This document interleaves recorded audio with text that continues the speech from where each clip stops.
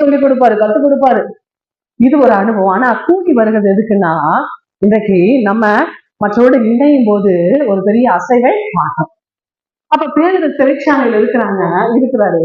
அவனுக்காக என்ன பண்றாங்களா, சபையா என்ன பண்ணாங்க, ஊக்கத்தோடு ஜெபம் பண்ணாங்க.